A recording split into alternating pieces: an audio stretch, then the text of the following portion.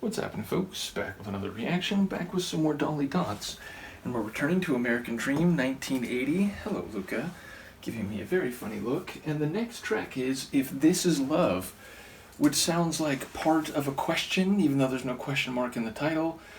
So it actually sounds more, as I think about it, like a conditional statement. If this is love, then XYZ. So depending on what the second half of that conditional statement is, it could head in very different directions. But at the very least, it sounds uncertain. It sounds a little unclear as to what they're experiencing. So maybe someone who's in a new relationship or in the presence of a dynamic person such that they don't know quite what is happening or what to expect. So in that regard, it sounds like a complicated psycho-emotional state. I do have to note that a lot of Dolly Dots tracks have a very light and fun approach to subject matter, even when it's about being infatuated or brokenhearted or even more conflicted about the role someone is playing in your life interpersonally, romantically. So yeah, I feel like it's likely not to be too heavy or intense despite having a potential darker side. If this is love, then I must be in trouble. It feels like it could go in that direction, but even if it does, it probably won't be too dire. In any case, once again, shout out to Shafiq for sharing this material. Let's see what it is. This is Dolly Dots. The track is If This Is Love, and it's from their 1980 album, American Dream.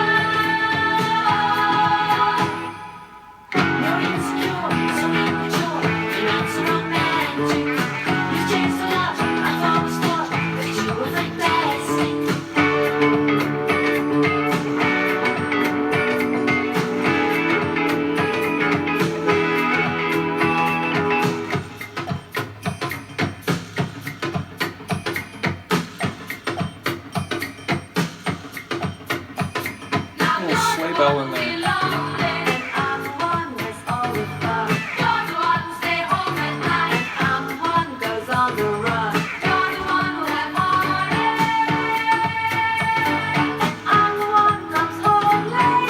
So it's turned around.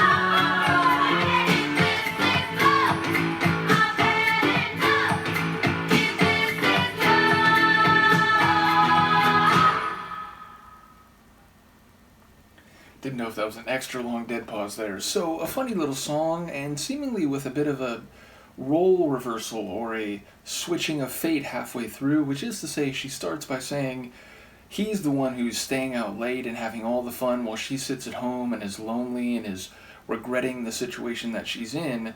And indeed, I believe the line was, if this is love, then I've had enough. I think there were maybe a couple variants of it, but that seemed to be the essence that, forget this. If this is love, then, this isn't something I want. I'm going to run away. But then it seems like it's switched, and suddenly she's the one staying out late, she's the one going to the parties, he's the one at home and who's lonely.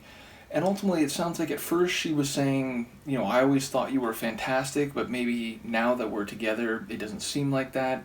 And then maybe again, that switched around. So it feels like someone who's taking control of the situation after feeling like they were at somebody else's whim.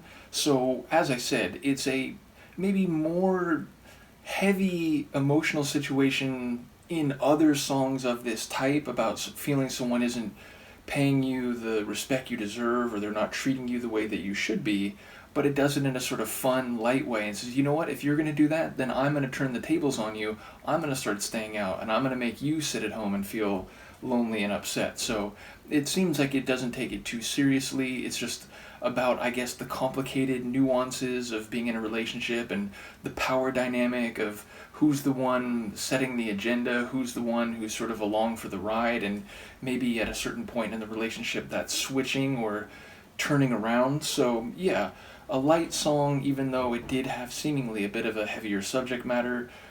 Sonically, sort of a voice-led tune. I definitely was noticing the bass at a few points along the way and that little guitar riff, but ultimately it really was the voices and the way that the backing vocals were like this wall of vocal power, and then the lead vocal was sort of, you know, the one doing the melodic lines. I did notice though in the chorus, the lead line sort of stepped back and it was like subsumed by the backing vocals, and I almost couldn't hear that main like finishing line of the chorus because it was not only back to like on equal footing in terms of volume or prominence, but even like a half step behind the backing vocals, whereas in the rest of the song the lead vocal was very clearly out in front of it. So yeah, ultimately, you know, we didn't get a like strong disco flavor on this one. There weren't like strings that really stood out, but either way, a tune that I think fits into their general style, especially like lyrically and thematically. So a cool one. Looking out for the next, which once I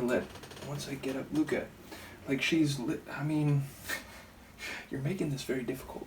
Let's see if I can get you to go into the chair. Yeah, so you want to go into the chair, right? You want to go into the chair? Here, go into the chair.